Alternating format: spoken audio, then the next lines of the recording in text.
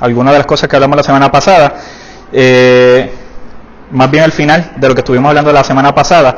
Dejamos el hijo, ¿verdad?, en el hato de cerdos, pero ya lo dejamos con conciencia de lo que él había hecho.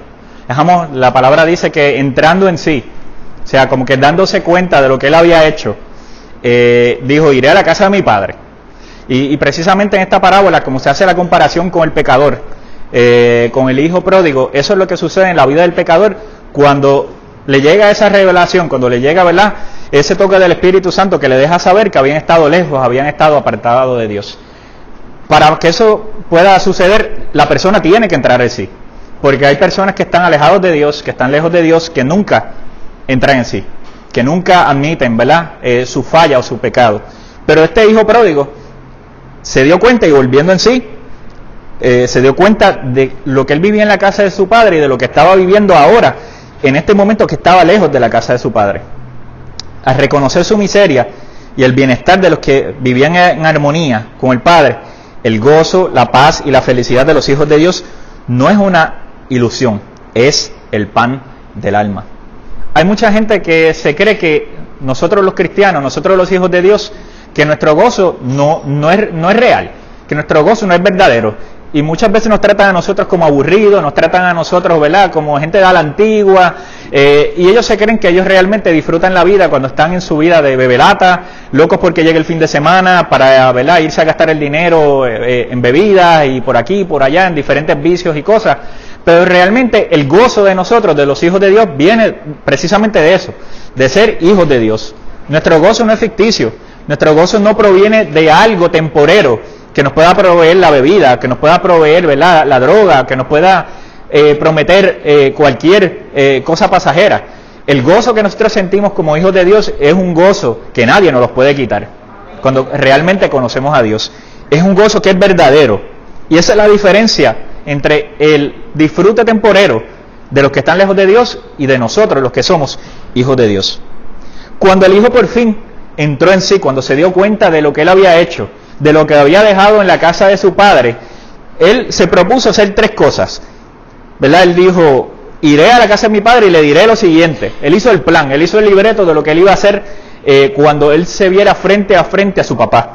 Primero le dijo, he pecado contra el cielo y contra ti. En otras palabras, él quiere decir, he pecado contra Dios, he pecado contra mi padre. Eso es lo primero que él reconoció. Él reconoció que había pecado. Y eso es algo muy importante en la vida del que está lejos de Dios. Reconocer que ha pecado. Si no reconoce su pecado, si no reconoce sus faltas, realmente ahí no ha habido arrepentimiento. Yo les decía cuando comenzamos a hablar acerca de estas parábolas que el arrepentimiento no es llorar. Que el arrepentimiento, ¿verdad?, no es hacer un show. Que el arrepentimiento no es simplemente algo que tú expresas porque te cogieron, ¿verdad?, en lo que estabas haciendo.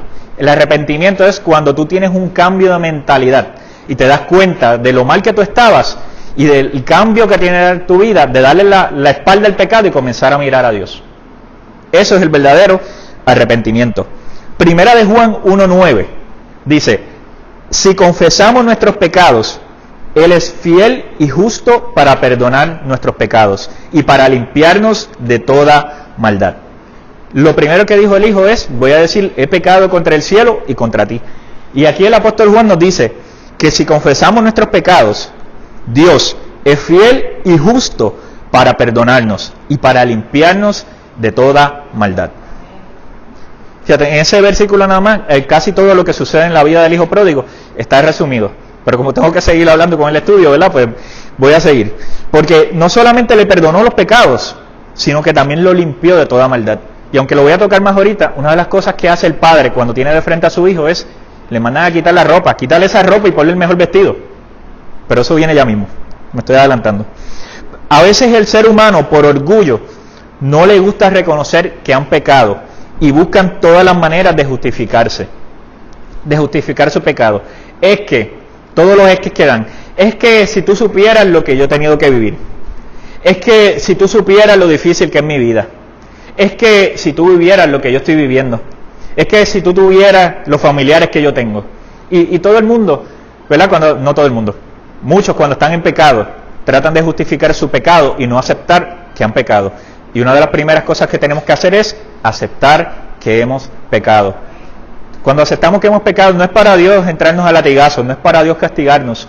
Cuando aceptamos que hemos pecado, Dios es fiel y justo para perdonarnos. Dios no nos va a condenar cuando nosotros aceptamos y reconocemos que estamos mal. Al contrario, cuando reconocemos que estamos mal, cuando reconocemos que hemos pecado, Dios nos perdona. Segundo, Él dijo que reconocía que no era digno de volver a ser llamado su hijo. Eso era lo segundo que le iba a decir a su papá. No, ya no soy digno de ser llamado tu hijo, hazme como uno de tus jornaleros. Pero una de las cosas que nosotros tenemos que entender acerca de ser hijos de Dios es que ser hijo de Dios no se trata de obras, no se trata de lo que nosotros hagamos o no hagamos. Ser hijo de Dios es algo que nosotros recibimos por gracia.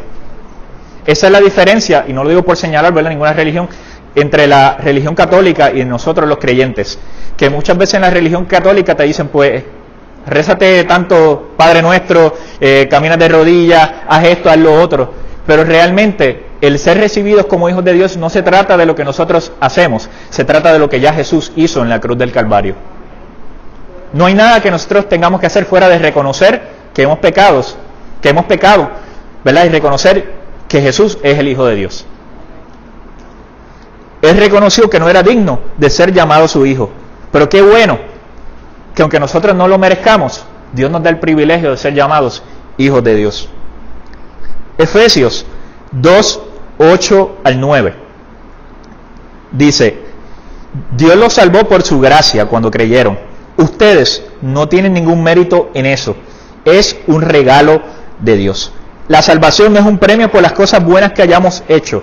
Así que ninguno de nosotros puede jactarse de ser salvo. En la versión Reina Valera dice que no es por obra para que nadie se gloríe. O sea que esto no, si fuera por obras, entonces nosotros ahí tenemos mérito.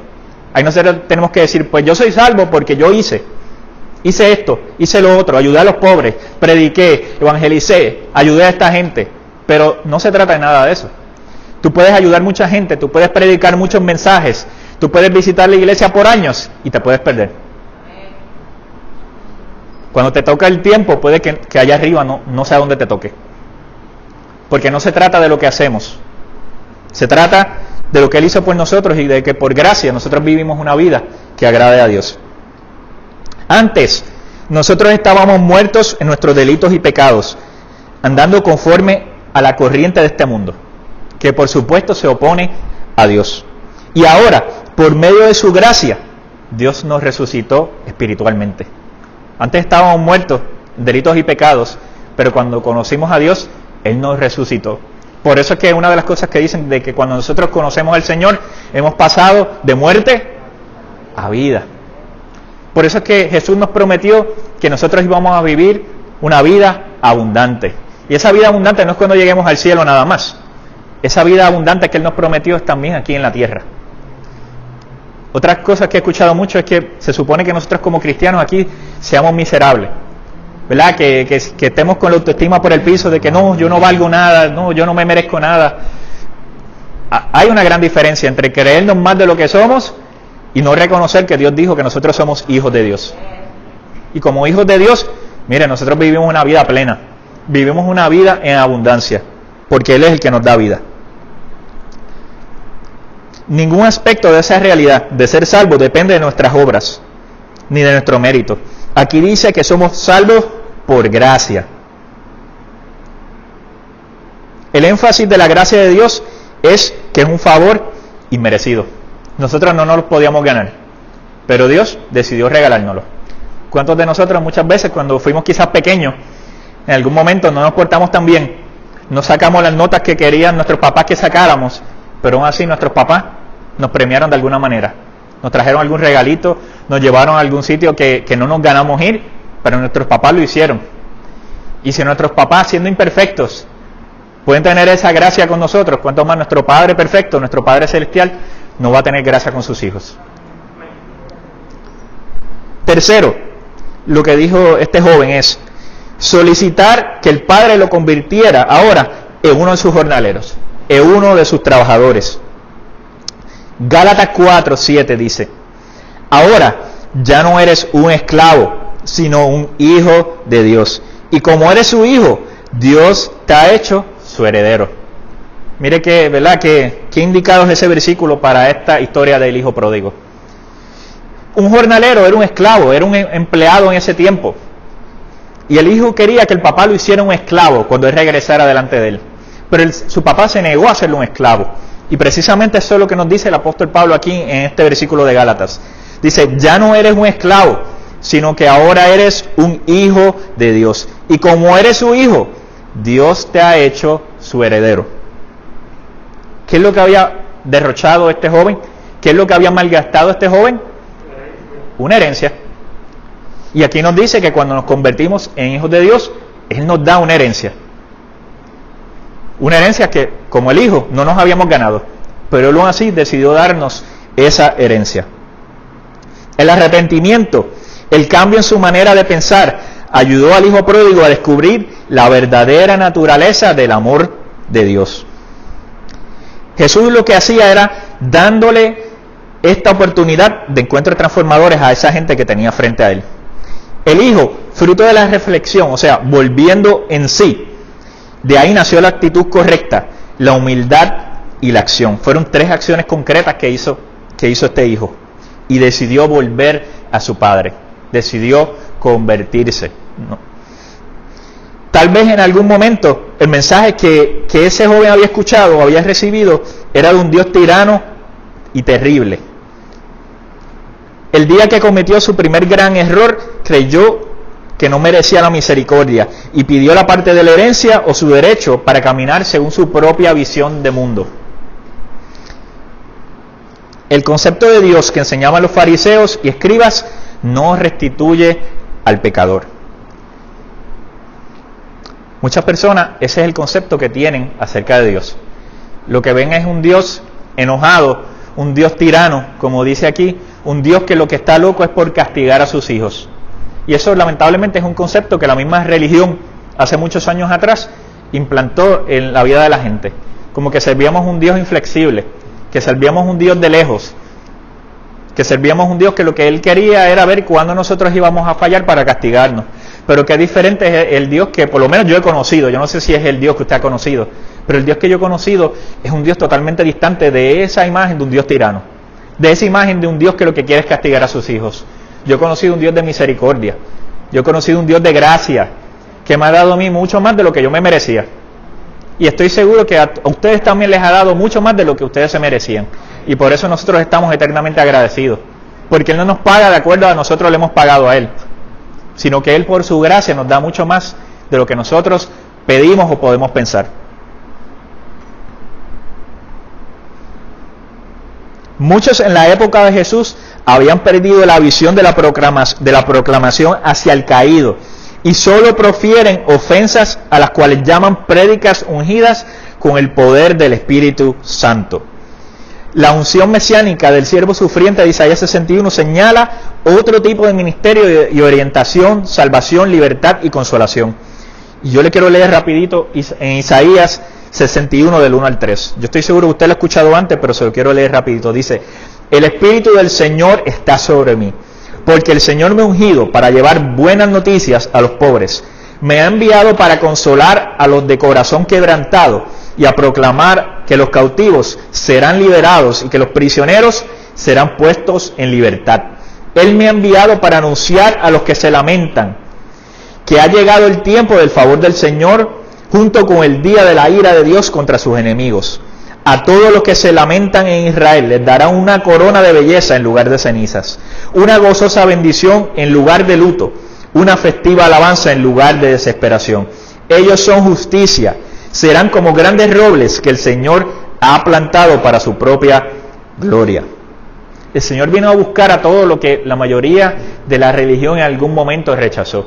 A los que estaban en la cárcel, a los que están enlutados, a los que necesitaban comida. Esa es la gente que Jesús vino a buscar. Y era la gente que precisamente los fariseos despreciaban. Por eso es que la predicación del Evangelio no se trata de que tú le tires a alguien y que lo mandes para el infierno y que le digas cuán mal está. Déjeme decirle, la mayoría de la gente sabe cuán mal ellos están. Hay unos pocos que quizás no reconocen, pero la mayoría saben cuán mal están. No quieren venir a Dios, no quieren acercarse a Dios, pero ellos saben cuán mal están. Pero la prédica del Evangelio no se trata de eso. No se trata de nosotros meterle miedo al pecador, decirle que se va para el infierno, decirle que es un hijo del diablo. De eso no se trata la predicación del Evangelio. La predicación del Evangelio sí, nosotros hablamos de la realidad, pero la predicación del Evangelio se trata de que Jesús vino a buscar aquello que se había perdido. Es necesario que entendamos que a veces el Dios que conoce la gente fue el Dios que le enseñó sus padres cuando niño. Si no hubo en esa enseñanza un buen ejemplo, una enseñanza con hechos claros, entonces el Dios de ese adulto puede ser distinto al que debe descubrir en un encuentro personal con Él. Eso es muy cierto. El Dios que conoce mucha gente es el Dios que le enseñaron en su casa, o es el Dios del que nunca le hablaron, o es un Dios tirano, como mencionaba hace un ratito. A veces a mucha gente se le hace difícil servir a Dios, o pueden estar viniendo a la iglesia, pero no tienen esa relación personal con Dios porque se les hace difícil ver a Dios como un padre. ¿Por qué? Porque tuvieron una experiencia mala con su papá, o porque tuvieron un papá que no estuvo presente, o tuvieron un papá que realmente era un tirano. Y entonces asociar a Dios como padre se les hace difícil por la imagen de padre que tuvieron aquí en la tierra. Pero hay una diferencia demasiado grande entre lo que es un padre terrenal y lo que es el Padre Celestial. En el Padre Celestial encontramos un Padre que nunca falla. Encontramos un Padre que siempre tiene su amor dispuesto para sus hijos. Tenemos un Padre que siempre está dispuesto a suplir las necesidades de sus hijos. Pero lamentablemente eso es la asociación que hace mucha gente. Comparan a Dios con lo que en su casa un día aprendieron y quizás no fue un buen ejemplo en ese momento.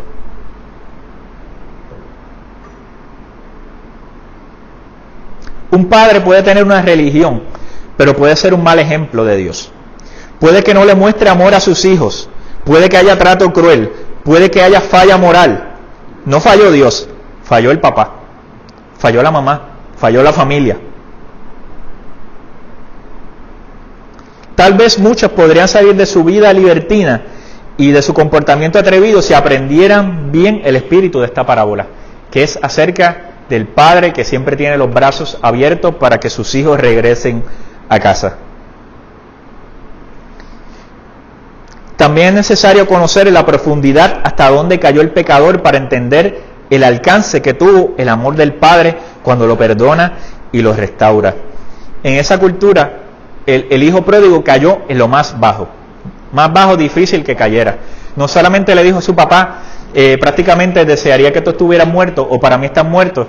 No solamente derrochó, malgastó toda su herencia, sino que terminó trabajando en un hato de cerdos, que era la labor más despreciable que en esa cultura podía haber. Este hijo cayó en lo más bajo. Pero cuando cayó ahí fue donde tuvo el encuentro, y ahí fue donde reflexionó y se dio cuenta de lo que él había hecho.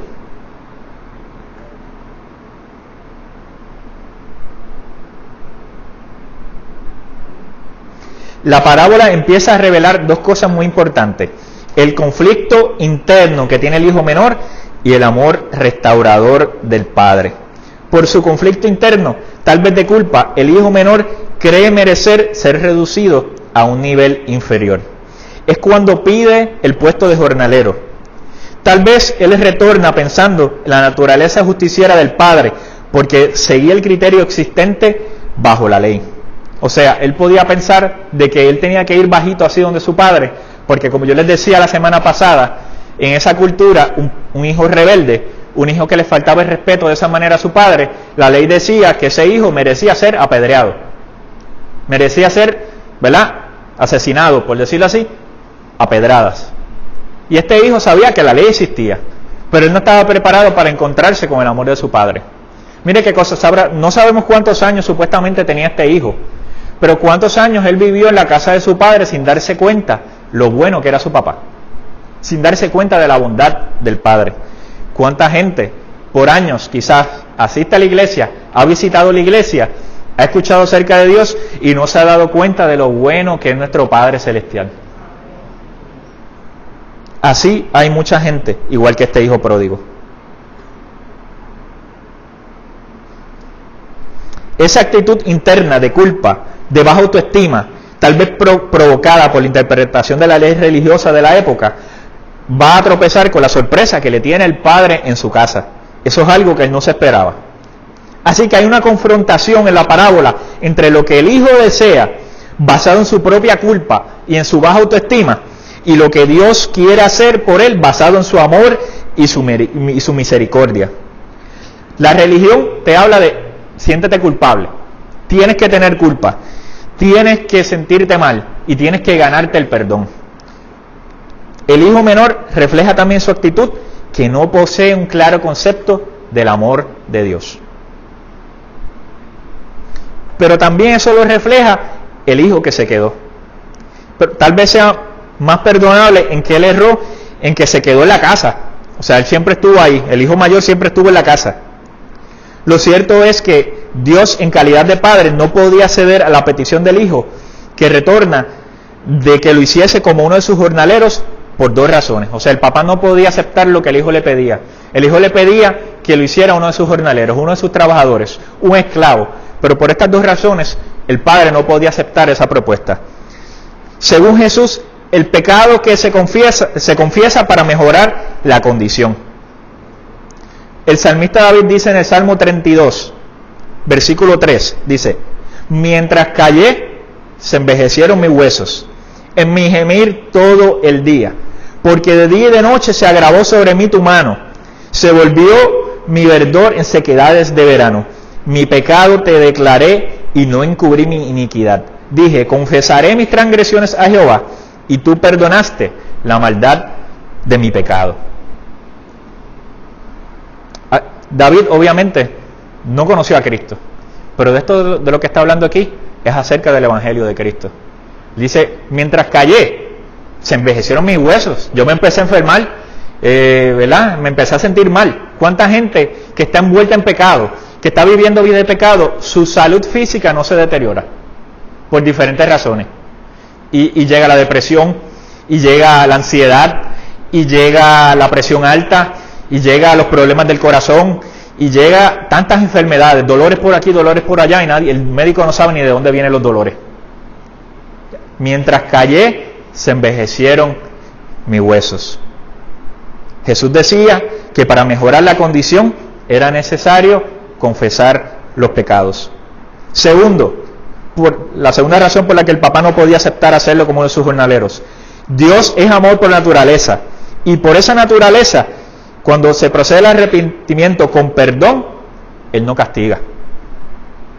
Salmo 51:17 dice: al corazón contrito y humillado, no desprecias tú, oh Dios. Cuando nosotros venimos con un corazón verdaderamente arrepentido por lo que hemos hecho, pudimos haber pecado, pudimos haber fallado, pero cuando venimos con ese corazón sincero, arrepentido delante de Dios, Dios no nos va a rechazar. A veces pensamos, no, es que lo que yo hice es tan y tan malo que Dios no me va a perdonar. Déjame decirte que lo que tú hiciste no es algo que Dios no haya visto nunca. Si venimos con un corazón contrito y humillado delante de Dios, Dios no va a perdonar. La palabra habla de un solo pecado que Dios no perdona, y es la blasfemia contra el Espíritu Santo. Y si tú crees que en algún momento le fallaste al Espíritu Santo y tú no puedes con eso, y tú te sientes arrepentido y tú sientes dolor en tu corazón por eso, no has blasfemado contra el Espíritu Santo, porque cuando tú blasfemas contra el Espíritu Santo, tu corazón está tan endurecido y tu corazón está tan lejos de Dios que tú no te has dado cuenta de que tú has blasfemado contra el Espíritu Santo. Así que no importa lo que hayamos hecho, cuando venimos con un corazón sincero delante de Dios, Dios es fiel y justo para perdonarnos.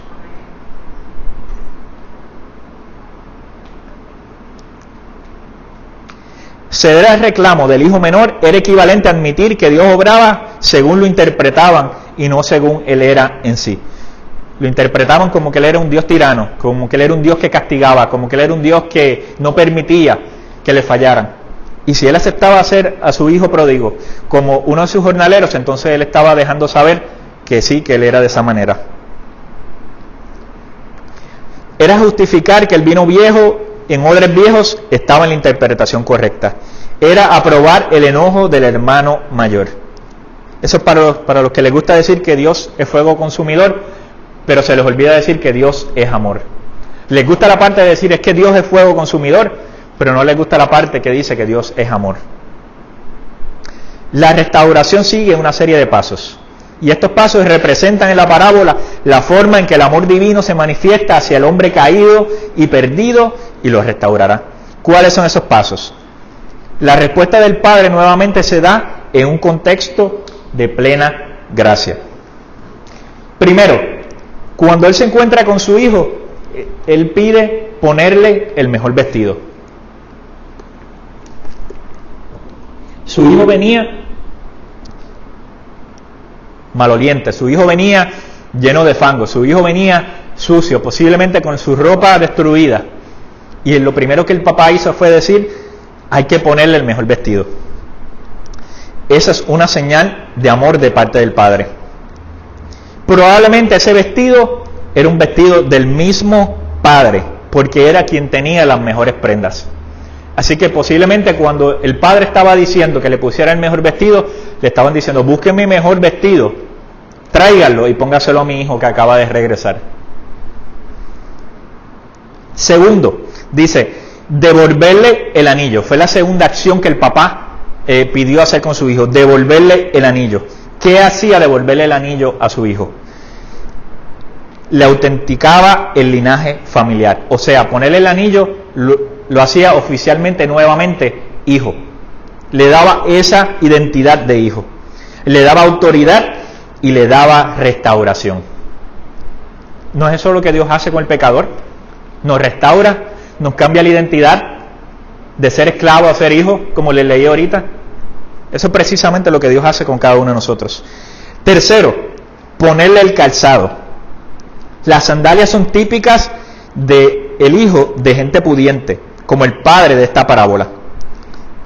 Hombre libre y no como siervo, porque los esclavos de ese tiempo andaban descalzos.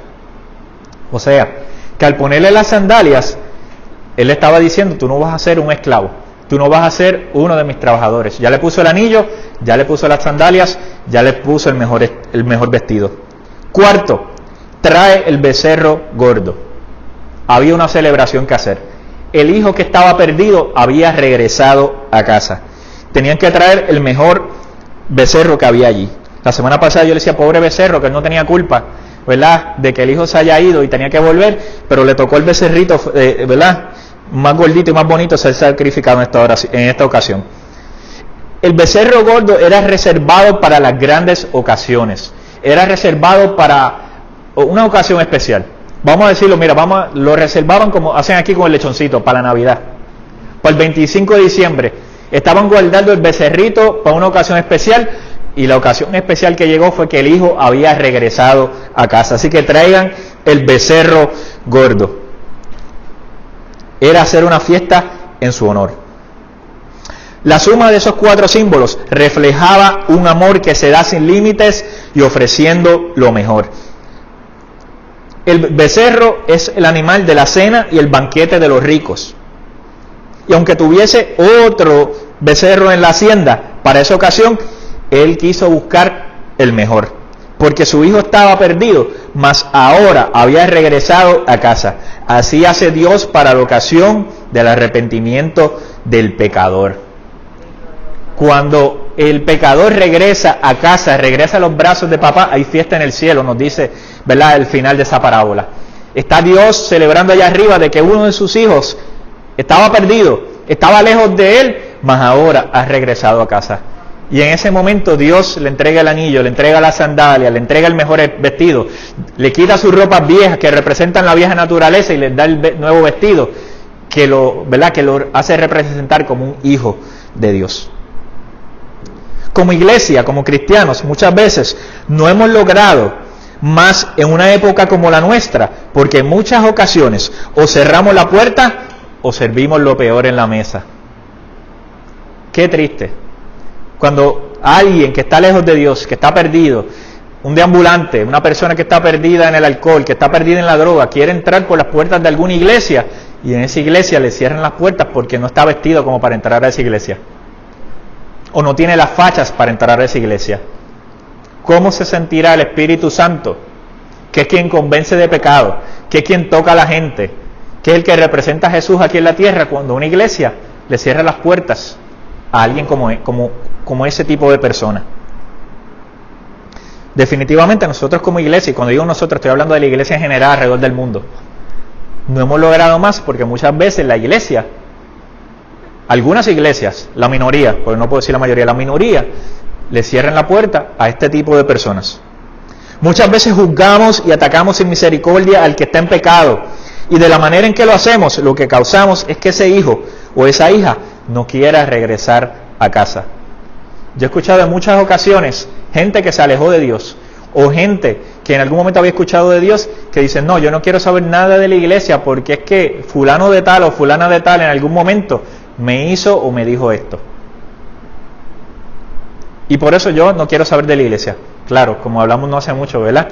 Hay gente que no necesita mucho para no llegar a la iglesia. Usa cualquier excusa para eso. Pero sí, nosotros como hijos de Dios tenemos que guardar nuestro testimonio. Tenemos que ser cuidadosos. Tenemos que ver cómo nosotros le hablamos, cómo nosotros llevamos el evangelio, cómo nosotros tratamos a las otras personas. Tan sencillo como cuando nos toca ir a algún sitio a comprar comida. Hoy en día, ¿verdad? En estos tiempos del COVID-19 está más difícil ir a comprar comida, ir a algún sitio. Pero qué triste es cuando un domingo yo a veces salía de la iglesia, iba a comer a cierto sitio y veía que quien le hablaba fuerte a la cajera era alguien que estaba vestido como que había salido de la iglesia. Que quien le salía, ¿verdad?, de atrás para adelante, como decimos aquí, es alguien que yo sé que es de una iglesia. Entonces yo lo veo en la fila y yo pues trato de esconderme para que después que, ¿verdad?, que haga lo que está haciendo no me venga a saludar. No me venga a saludar porque después me identifican y si dicen, ese tiene que ser igual que ella o igual que él. Mire, eso es triste. Imagínese que usted haga eso en la iglesia y después pase un tiempo y esa persona llegue a su iglesia y se encuentre con usted ahí. ¿Qué va a decir? ¿Qué va a hacer? No, yo de aquí me voy. Si esa persona viene aquí a la iglesia como me trató aquella vez, yo no quiero saber de esta iglesia. Por eso es que es muy importante que nosotros como cristianos seamos cristianos 24/7, no los domingos. No los domingos y los martes. No los domingos, los martes y los jueves. Sino que seamos cristianos 24/7. Porque si eres más que cristiano en la iglesia, puede que nosotros como hermanos, ¿verdad?, creamos lo que tú estás viviendo aquí en la iglesia, pero hay un Dios que te ve 24/7 y el que decide para dónde tú vas es aquel que está allá arriba. Seamos cristianos 24/7, demos testimonio 24/7. Y cuando estoy hablando de eso, cuando estoy hablando de tratar bien al pecador, cuando estoy hablando de que tengamos amor y misericordia, yo no estoy hablando de decirle, ay, eso no es nada. Eso que tú estás haciendo, ay, mira, eso no es nada. Yo tampoco estoy hablando de eso. Y aclaro, ¿verdad?, para que no se confundan. El pecado es pecado. Pero hay una diferencia en cómo nosotros nos acercamos a esa persona que está en pecado. Eso puede hacer la diferencia entre si esa persona quiere conocer a Dios o no lo quiere conocer. Pero nunca vamos a cambiar lo que es pecado y lo que no lo es. Si es pecado, lo siento, es pecado. Pero la manera en que yo voy a hacer el acercamiento a esa persona puede hacer la diferencia. Este amor del Padre no interroga al Hijo sobre sus hechos pasados, ni sobre el uso que le dio a la herencia, porque las cosas viejas pasaron. He aquí, todas son hechas nuevas. La palabra nos dice que cuando nosotros venimos a conocer a Jesús, todos nuestros pecados fueron echados al fondo de la mar. Y a menos que tú seas buzo, no tienes razón para ir a buscarlo allá, al fondo de la mar. Porque ya Dios te perdonó, ya Dios los olvidó. Las cosas viejas pasaron, todas son hechas nuevas. Si usted se fija en la parábola, el papá nunca lo confrontó. El papá nunca, como dice aquí, nunca le dice, ¿en qué gastaste el dinero que te di? ¿Cómo malgastaste los chavos? Mira, no te vuelvo a dar más nada porque yo te di lo que te tocaba y tú lo malgastaste. No. Aquí el padre lo recibió como su hijo y nunca le reprochó nada y le dio la bienvenida de vuelta a su casa. Los fariseos y los escribas tenían su opinión sobre la justicia de Dios. Y la opinión de ellos es que Dios estaba enojado con los pecadores. No le garantizaban el perdón de Dios a los publicanos, a las rameras, a los samaritanos y a los gentiles. Pero tampoco ofrecían un enfoque y una motivación para que se arrepintieran. Ellos condenaban a toda esa gente que yo les acabo de mencionar, pero no hacían absolutamente nada para que esa gente que ellos tildaban de pecadores se arrepintieran y vinieran a conocer a Dios. Nosotros como cristianos no podemos ser como los fariseos. Nosotros tenemos que darle razones a la gente para que la gente quiera conocer a Dios. Nosotros no salvamos a la gente la salva a Dios, pero nuestro testimonio, de la manera que nosotros vivimos la vida, puede hacer la diferencia en la vida de alguien que no conoce a Dios o de alguien que se alejó de Dios. El acto del hijo menor, lo que merecía era un castigo y no una fiesta de premiación.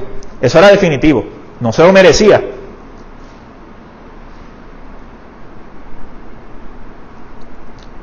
El hijo pródigo que estaba en la casa. Este papá tenía un hijo pródigo que estaba en la casa. El hijo que se queda tenía derecho a 2/3 partes de la herencia, por ser el hijo mayor. Él tenía la herencia mucho más grande que la del hijo menor. Eran los que estaban como los fariseos dentro del reino. Cuando es invitado a la fiesta y se enoja, da a entender en sus palabras que no ha sabido utilizar bien el amor de Dios porque no ha entendido la naturaleza de Dios. Aquí al hijo mayor le faltó el amor.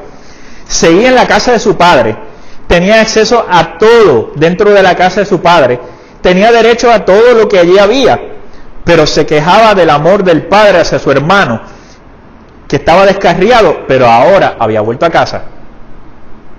Nuevamente, nosotros como hijos de Dios estamos dentro de la iglesia.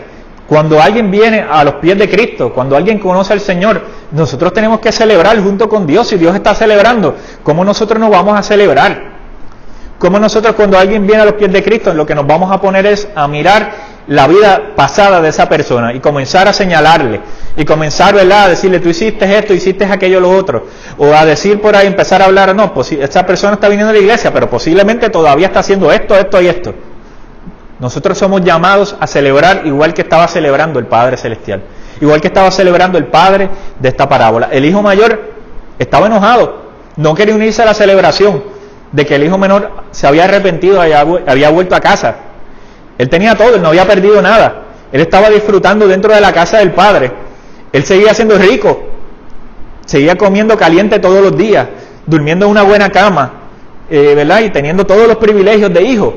Pero se queja cuando su hermano regresa a casa. No se puede alegrar de que ese hermano que estaba perdido, que estaba lejos, ahora había vuelto a la casa. Al contrario, se puso celoso.